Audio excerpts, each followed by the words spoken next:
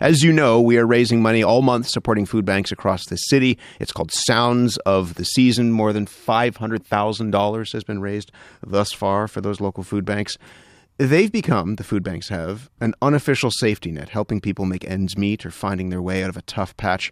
Mary Weens now has the story of one woman, Cynthia, who began using the food bank at Northview Heights Secondary School in North York after her husband left her with a mountain of debt. How are you? Good. You're filling up your card now? Yes, I love it. This is my friend Thomas. Sure, no problem. Hi, Yes. Thomas. Hi, how are you doing? Fine. And he's a teacher. After a year of using the food bank, Cynthia knows all the volunteers by name.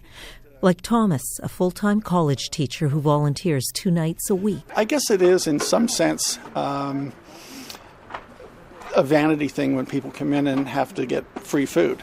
So when people come in and you make them feel welcome and you have fun with them, it doesn't feel so degrading in a sense. So it's kind of like you're just going to the gym or you're going to a social event. So yeah, we always have fun with the people. Oh, he hasn't finished. Quite finished with you yet. All right. Did you get cereal? No, I did not. Okay. So we'll give you the cereal and corn, of course. Okay. Okay, thank you, Couple of Thomas. minutes. Okay, why not? For my son. A couple of hours earlier, the food bank was busy, mostly people and social assistants. But in the evening, traffic has slowed. The people arriving now are the ones with jobs. People like Cynthia. Because usually I always come late. Usually I come late. Today I was like rushing. How long do you work? Usually I'm supposed to be finished between 5 and 5:30. And not only that, because I work on Keelan Highway 7 area, it gets really busy over there. Cynthia first realized there was something terribly wrong with her finances about 5 years ago. She says her husband had maxed out their line of credit. She began sleeping with her purse under her legs so he couldn't steal her credit cards as well. So November was a very hard time for us, for my son and for me. He completely abandoned us. I was up to here with debts and I wasn't able to pay for the apartment. He stopped paying for the car. The insurance called me saying that he wasn't paying for the insurance, that they were ready to cancel my policy. So I was really under a lot of stress. I was already buying my food on credit cards.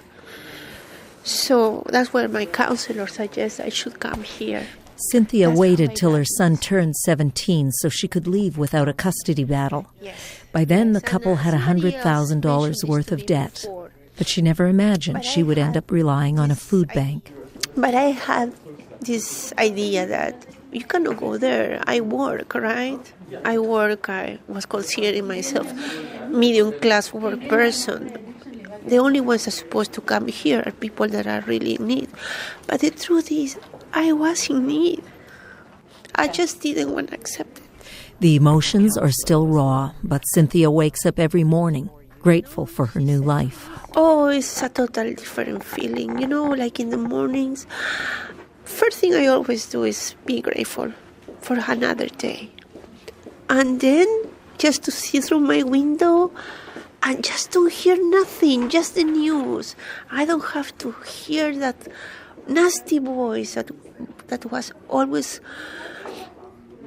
stressing me, and he was always looking at us like we own him, criticizing what I was serving for breakfast and throwing the refrigerator door. That is over. I am happy. I asked him what he wants for breakfast. We talk. We have time to talk. With your son? Yes. Every Sunday, Cynthia and her son sit down to plan the week's menus. Cynthia's never told her son that she uses a food bank. In fact, almost no one knows, not at work or even her friends. And watching other food bank clients, she counts herself lucky. At least I have a job. I have a car. I have health, which is the most important thing. Now I'm liberated. I feel much better. Count your blessings, a time-honored way to get through hard times. Cynthia's looking for a part-time job at night so she can pay down her debt a little faster. Her finances have never been worse, but this year she'll spend $12 on lotto tickets for the food bank volunteers. I cannot afford to buy them a big gift, but sometimes when I can, I buy them the $1 lotario. Oh, you buy them lottery tickets here at the food bank? Yeah, I buy them the loterio. When the loterio is over 1 million, I buy 12 tickets because there are 12 here.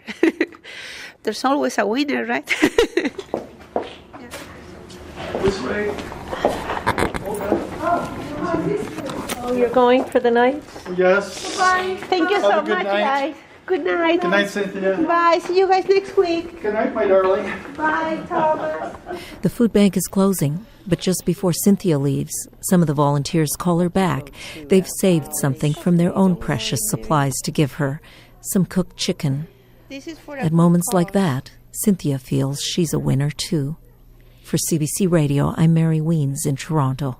Cynthia is a food bank client in North York. CBC granted her confidentiality by not using her last name. That was recorded at the Bathurst Finch Food Bank, one of dozens of food banks across the GTA supported by Sounds of the Season. If you're able to help, you can drop off non-perishable food here at CBC HQ at the corner of Front and John, and you can donate online through the end of this month, cbc.ca/SOTS.